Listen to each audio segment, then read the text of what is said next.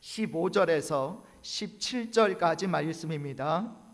마태복음 18장 15절에서 17절까지 말씀입니다.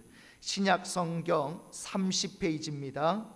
신약성경 30페이지 마태복음 18장 15절에서 17절까지 말씀을 한 절씩 교독하겠습니다. 내 형제가 죄를 범하거든 가서 너와 그 사람과만 상대하여 권고하라. 만일 들으면 내가 내 형제를 얻은 것이요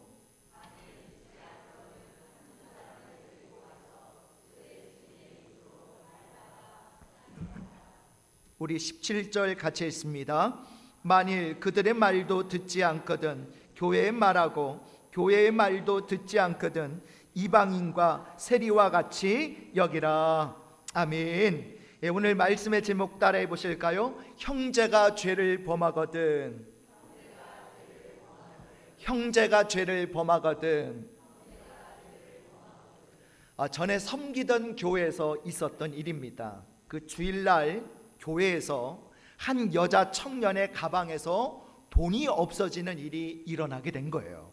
그런데 이제 나중에 알고 보니 돈을 잃어버린 청년의 후배인 다른 여자 청년이 한 지심이 드러나게 되었습니다. 일이 발각되자 후배는 선배에게 잘못을 빌었고 선배는 후배를 기꺼이 용서해 주었습니다. 당시 제가 청년들을 지도하고 있던 터라 한편으로는 교회에게 참으로 송구스러웠고 또 다른 한편으로는 이렇게 당사자들 서로가 용서를 구하고 용서를 하는 따뜻한 마음으로 화해하면서 일을 은혜롭게 끝낸 것이 참 고마웠습니다. 자, 그런데 문제는 여기서 끝나지 않았다는 게 문제예요. 젊은이가 교회 안에서 돈을 훔쳤다는 사실이 교회 안에서 알려지면서 그 청년을 바라보는 어른들의 눈초리가 심상치 않게 된 거죠. 그 청년이 교회당에 들어와서 어른들에게 인사를 하는데도 어른들이 그 청년의 인사를 받지 않은 거예요. 외면하기 시작한 거예요.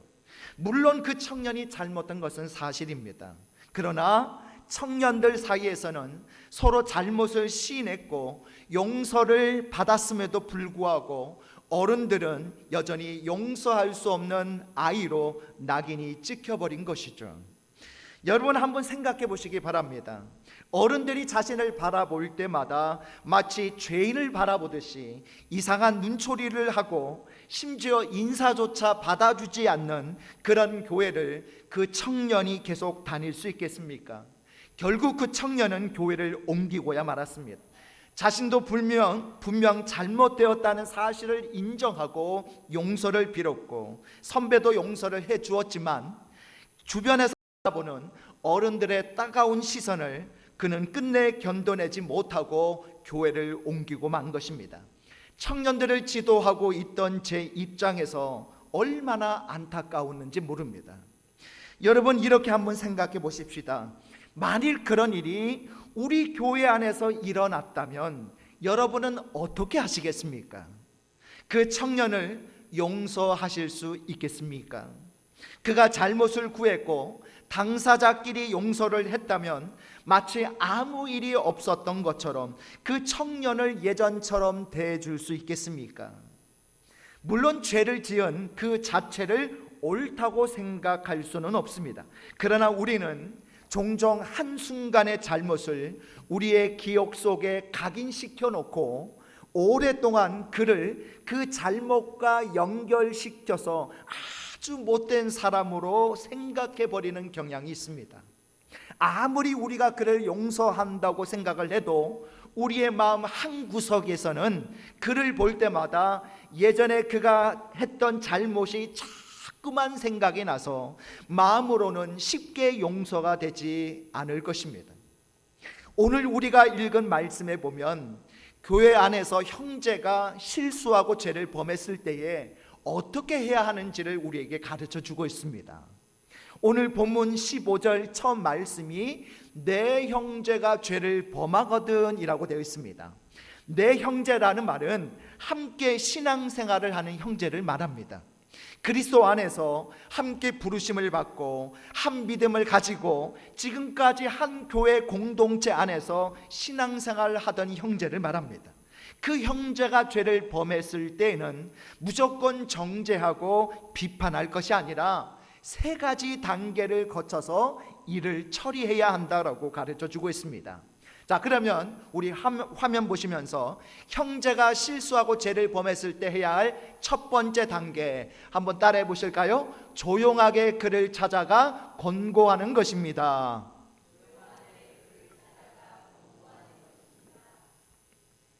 우리 마태복음 18장 15절을 같이 했습니다. 시작. 내 형제가 죄를 범하거든 가서 너와 그 사람과만 상대하여 권고하라. 만일 들으면 내가 내 형제를 얻은 것이요. 아멘. 여러분, 실수 없는 사람은 없습니다. 누구나 실수할 수 있죠. 우리는 연약한 존재들입니다. 하나님처럼 우리의 삶을 완벽하게 살 수는 없습니다. 그건 우리가 다 인정합니다. 너무나 잘 알고 있는 내용이죠. 그런데 문제는 내가 실수했을 때는 연약한 존재이기 때문에 어쩔 수 없었노라고 스스로 변명하며 자기를 합리화한다는 거예요. 그러면서도 다른 사람이 죄를 범하거나 실수를 하면 절대로 해서는 안 되는 짓을 한 것처럼 우리는 비판하고 헐뜯기를 좋아하죠. 그게 죄악된 우리 인간의 본성입니다. 그래서 예수님께서는 오늘 본문을 통해서 우리에게 이렇게 말씀해 주고 있어요. 만일 누군가가 실수하고 죄를 범했다는 사실을 알았을 때 가장 먼저 해야 할 일이 그를 걱정하고 염려하는 마음으로, 또 죄를 범한 그 형제를 사랑하는 마음으로 조용히 그를 찾아가서 그가 죄에서 떠나도록 권고해야 된다라는 거예요. 자, 우리는 어떻습니까? 만일 누군가가 죄를 범했다는 사실을 알게 되었을 때에 보통 사람들이 가장 먼저 취하는 행동이 뭘까요? 그것은 그의 실수를 소문내는 거죠. 그가 왜 그런 실수를 했는지, 왜 그런 죄에 빠지게 되었는지를 생각하기보다는 그냥 입이 간지러워가지고 내 속에 감추어 두지를 못하고 험담하고 소문을 내는 것이죠. 여러분, 잘못한 것이 없는 사람에게 마치 잘못이 있는 것처럼 어떤 누명을 뒤집어 씌워서 소문을 퍼뜨리는 것만이 험담이 아닙니다. 잘못하고 실수한 사실을 소문으로 퍼뜨려서 그 사람의 인격과 명예를 훼손하는 것 역시 험담에 속한 것이죠. 험담하는 것은 성경에서도 철저하게 금하고 있습니다. 우리 레위기 19장 16절을 같이 읽어보겠습니다. 레위기 19장 16절 시작. 너는 내 백성 중에 돌아다니며 사람을 비방하지 말며. 아멘. 하나님은 우리가 이곳저곳을 돌아다니면서 타인을 험담하고 중상모략하는 것을 금하고 계십니다. 하나님의 백성으로 부르심을 받은 사람들은 한 공동체 안에 속한 사람의 허물과 실수가 보인다 하더라도 그것을 다른 사람에게 퍼뜨려서는 안 된다는 거예요. 왜냐? 험담하고 중상모략하는 것은 공동체를 깨트리는 일이기 때문입니다. 험담하는 것은 단 한 사람에게만 피해를 주는 것이 아니라 공동체 전체에게 피해를 주는 것이고, 그것은 결국 자기 자신에게도 피해를 주는 것이 되고 만다는 거예요.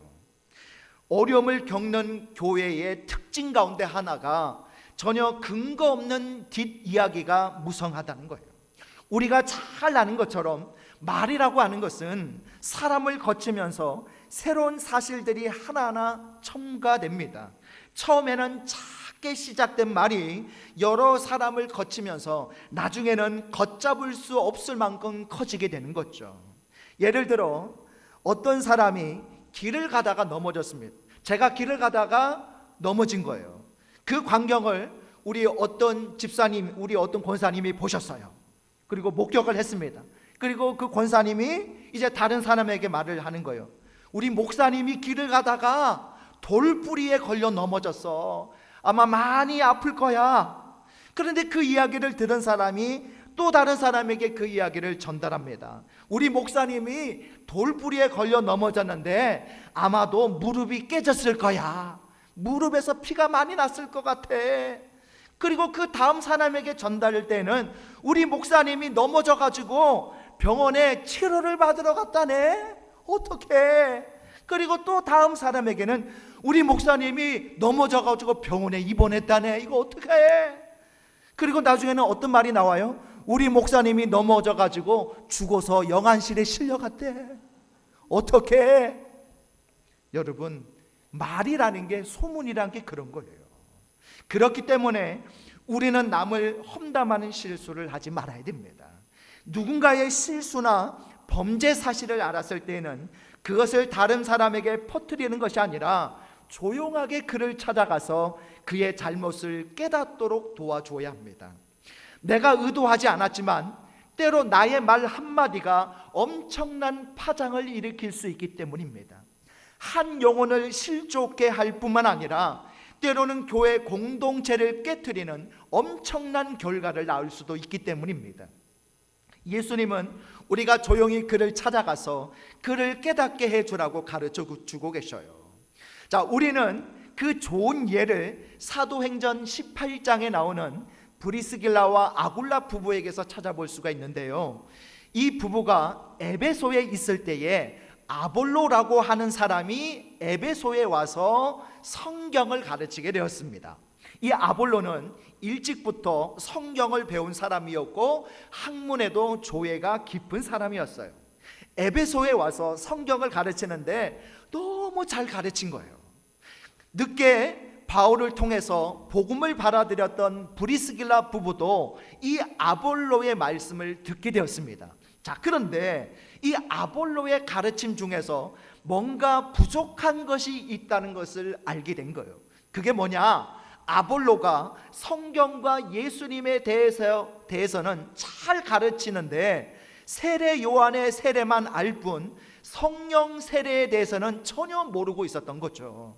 자, 그러자 이 브리스길라 부부는요, 조용히 아볼로를 찾아가요. 그리고 성령 세례에 대해서 아볼로에게 가르쳐 줍니다. 아볼로는 그런 브리스길라 부부의 도움을 받아서 더욱 훌륭한 설교가가 되게 돼요. 자, 여러분, 이렇게 만약 가정을 한번 해보겠습니다. 만일 아볼로가 성경을 가르치고 있을 때에 브리스길라 부부가 그 말씀을 듣다가 요한의 세례만 알 뿐 성령 세례에 대해서 알지 못하는 아볼로를 향해서 그 자리에서, 아니, 당신의 그 가르침은 잘못된 것이요, 왜 세례 요한의 세례에 대해서만 가르치는 것이요, 당신은 성령 세례에 대해서 모른단 말이요? 라고 했다면 여러분, 아볼로의 입장이 어떻게 되겠습니까? 많은 사람들 앞에서 그런 말을 들었다면 물론 아볼로의 가르침에 문제가 있는 것은 사실이지만 그는 아주 기분이 나쁘게 되었겠죠. 말씀을 가르치는 입장에서 말씀의 권위도 서지 않을 뿐만 아니라 말씀을 가르칠 용기도 나지 않게 될 것입니다. 그런데 브리스길라 부부는요, 그렇게 공개적으로 아볼로의 잘못을 지적하지 않고 조용하게 아볼로를 찾아가서 성령 세례에 대한 말씀을 알려주었다는 거예요. 그래서 아볼로는 더욱 힘을 얻어서 말씀을 가르치는 설교가가 될 수 있었던 거예요. 그렇습니다. 우리가 누군가의 허물을 들추어내면 아무리 자신이 잘못했다 하더라도 결코 자신의 잘못을 시인하지 않을 것입니다. 오히려 화가 나고 부끄러움 때문에 더 좋지 않는 방향으로 가게 될 가능성이 많아요. 그게 바로 인간의 마음입니다.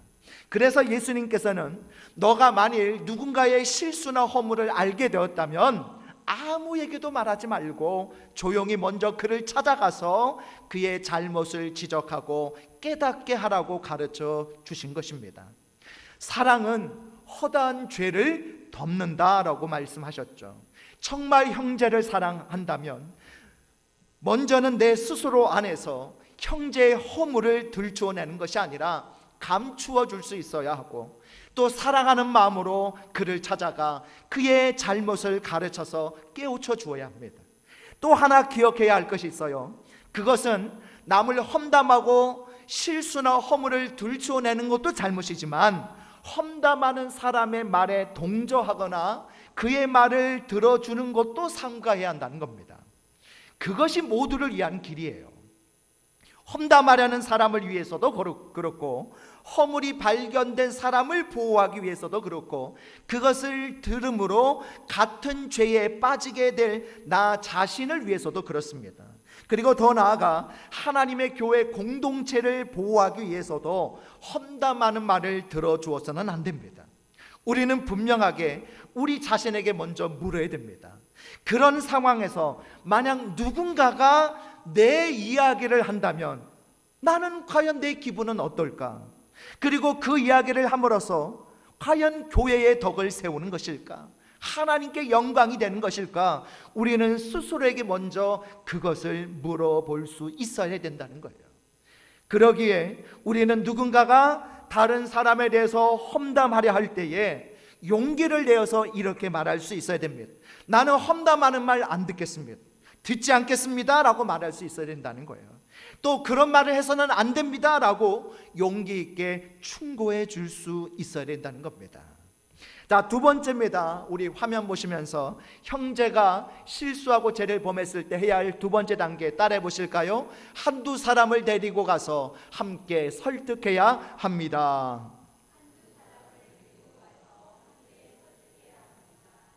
자, 이 두 번째 태도는요, 첫 번째 단계에서 목적을 이루지 못했을 때 취할 수 있는 방법입니다. 자, 우리 마태복음 18장 16절을 같이 했습니다. 시작. 만일 듣지 않거든 한두 사람을 데리고 가서 두세 증인의 입으로 말마다 확증하게 하라. 아멘.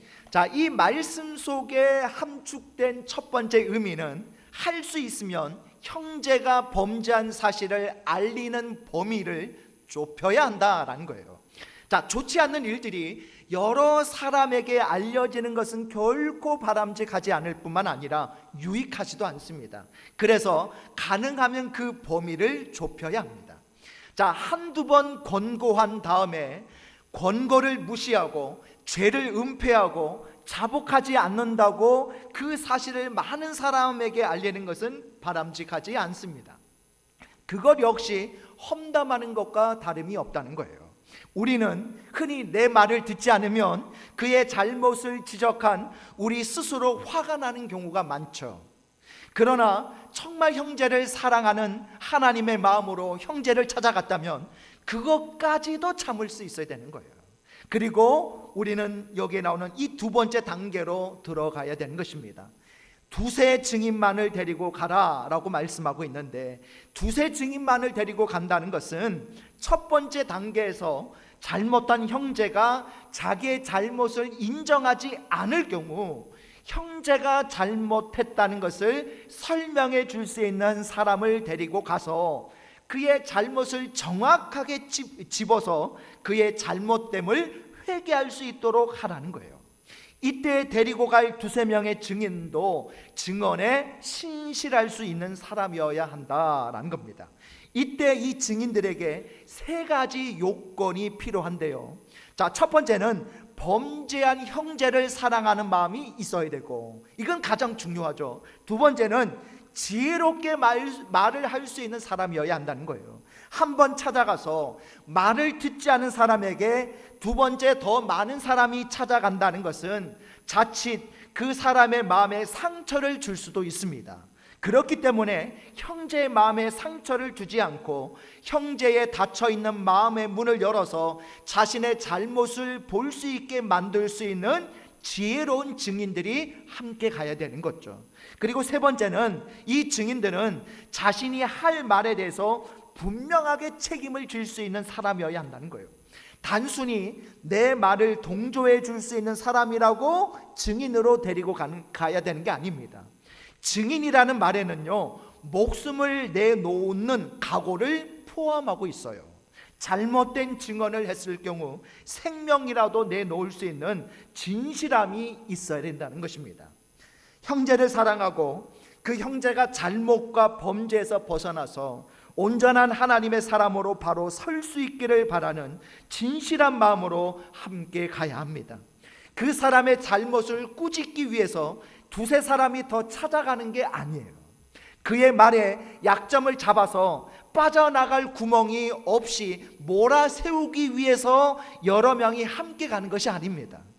혼자보다 두세 사람이 함께 가서 사랑으로 권면하면 그가 좀 더 쉽게 마음의 문을 열 수 있기 때문에 그런 거예요.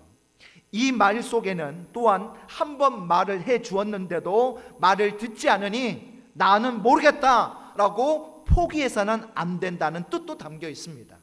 그렇게 해도 말을 듣지 않고 자신의 잘못을 인정하지 않는다면 이제는 마지막 세 번째 단계로 가야 됩니다. 자, 우리 화면 보시면서 형제가 실수하고 죄를 범했을 때 해야 할 세 번째 단계 따라해 보실까요? 교회에 알려서 교회가 권면하도록 해야 합니다.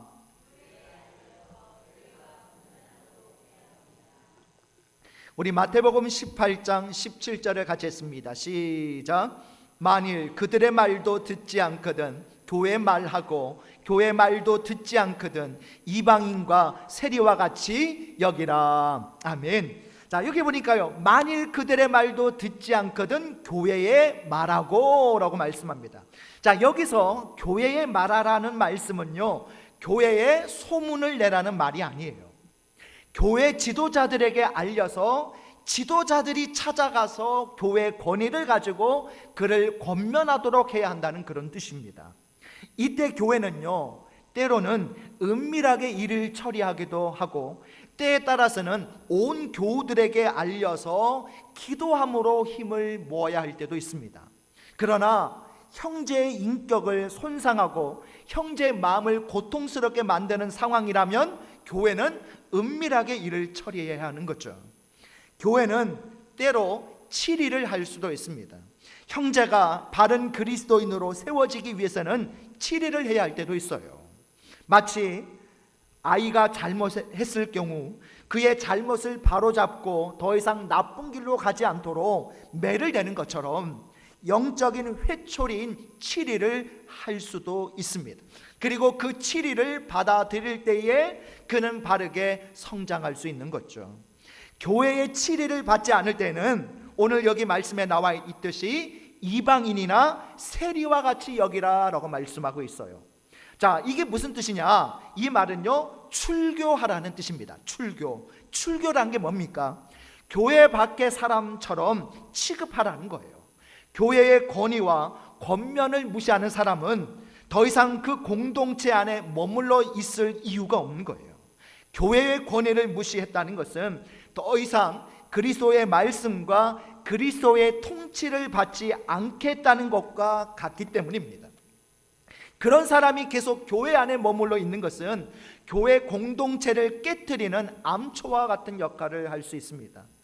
여러분, 성경에도 보면 아간 한 사람으로 인해서 온 이스라엘 백성들이 화를 입었던 것처럼 죄를 범한 한 사람, 회개하기를 거부하는 한 사람으로 인해 하나님의 교회가 엄청난 상처를 입을 수 있습니다.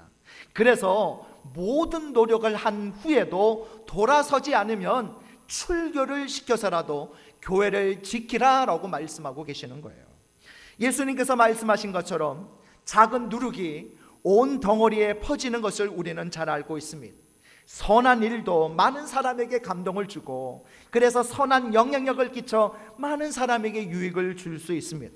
그러나 선한 일보다 악한 일이나 범죄 하나가 온 공동체에 퍼져서 공동체를 와해시키는 경우가 훨씬 더 많죠. 죄의 힘이 선의 힘보다 훨씬 강하게 퍼집니다. 그러기에 죄를 범한 형제가 빨리 죄에서 벗어나도록 도와주는 것은 그를 위해서나 나를 위해서나 교회를 위해서 우리가 해야 할 일입니다.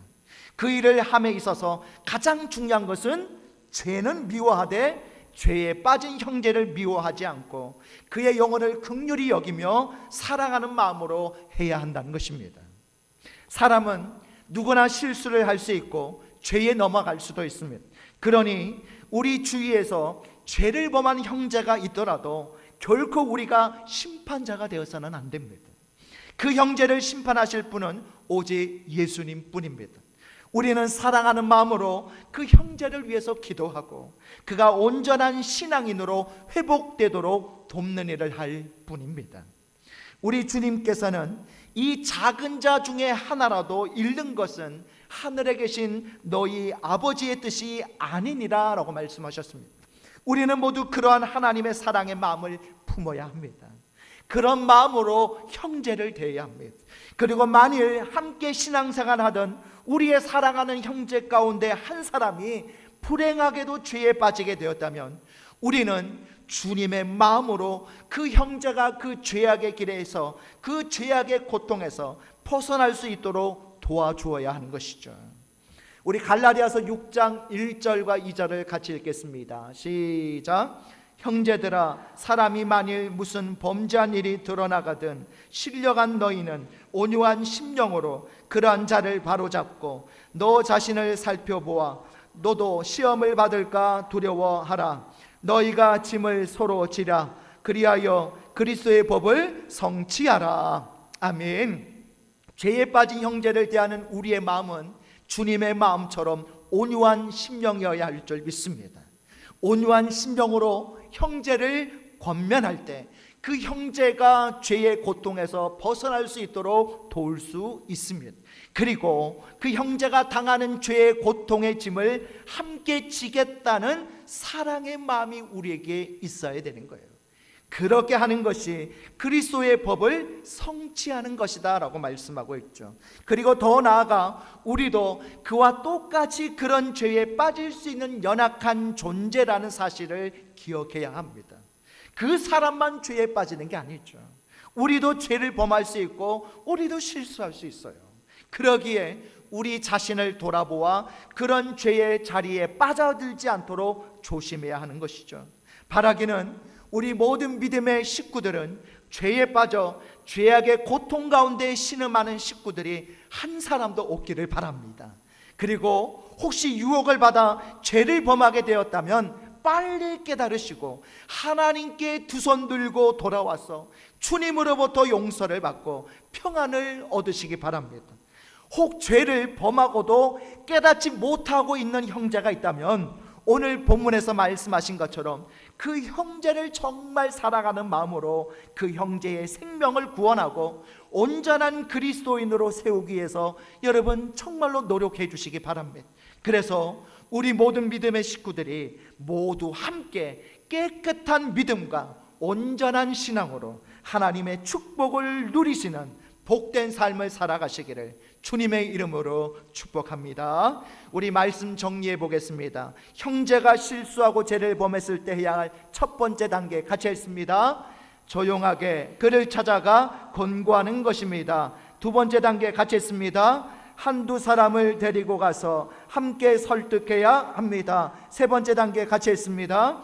교회에 알려서 교회가 권면하도록 해야 합니다. 그렇습니다. 오늘 형제가 실수하고 죄를 범했을 때 해야 할 이 세 가지 단계를 여러분 꼭 기억하시고 형제를 향해서 이런 권면, 이런 사랑의 마음으로 그를 반드시 회복시키고 살려내겠다라는 그런 사랑의 마음이 오늘 우리 안에 이 공동체 안에 풍성하게 임하시기를 주님의 이름으로 축복합니다. 우리 이 시간에 다 같이 일어나셔서 우리 주여 한번 부르시고 합심으로 기도하실 때 두 가지 기도 제목 가지고 기도하기 원합니다. 첫 번째는 형제가 실수하고 죄를 범했을 때 뒤에서 험담하거나 퍼뜨리거나 그로 인해 공동체를 깨뜨리는 사람이 되지 않게 하소서.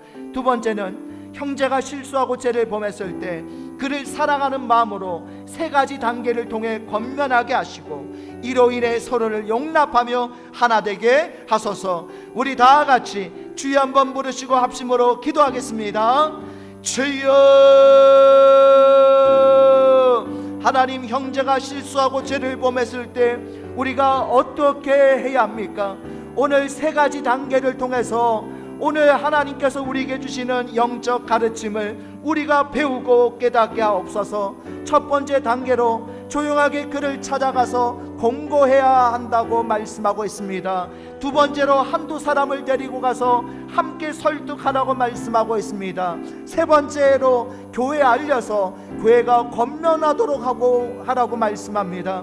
형제가 실수하고 죄를 범했을 때 뒤에서 험담하거나 퍼뜨리거나 그로 인해 공동체를 깨뜨리는 사람이 되지 않게 하옵소서. 형제가 실수하고 죄를 범했을 때 그를 사랑하는 마음으로 이 세 가지 단계를 통해서 권면하게 하시고 이로 인해 서로를 용납하며 또 하나 될 수 있는 우리 진부 성결교회 믿음의 공동체가 되게 하여 주시옵소서. 사랑의 하나님, 형제가 실수하고 죄를 범했을 때에 오늘 세 가지 단계를 통해서 그에게 권고하고 그에게 그가 죄악에서 돌이킬 수 있도록 도우라라고 말씀하고 있습니다. 오늘 우리가 형제가 실수하고 죄를 범했을 때에 뒤에서 험담하거나 퍼뜨리거나 그로 인해 공동체를 깨뜨리는 사람이 되지 않기를 원합니다. 우리가 형제가 실수하고 죄를 범했을 때에 그를 사랑하는 마음으로 조용하게 그를 찾아가 먼저 권고하게 하여 주옵소서. 이것을 받아들이지 않으면 한두 사람을 데리고 가서 함께 설득하게 하옵소서. 이것도 받아들이지 않으면 교회 지도자들에게 알려서 교회가 권면하도록 하게 하여 주옵소서.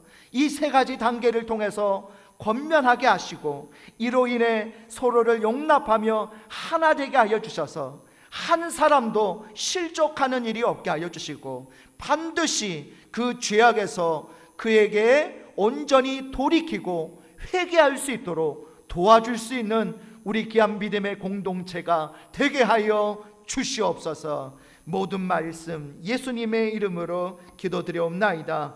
아멘.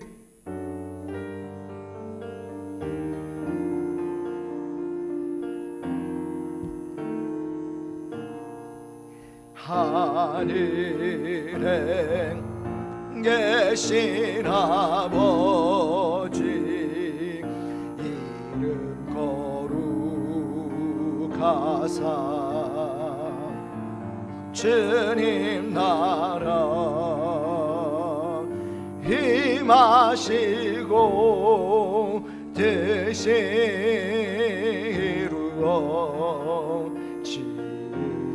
이루어지다. 일용할 양식 주시고 우리들의 큰 죄 다 용서하옵시고 또 시험에 들게 마시고 악에서 구원하소서. 대개 주의 나라 주의 권세 주의 영광 영원히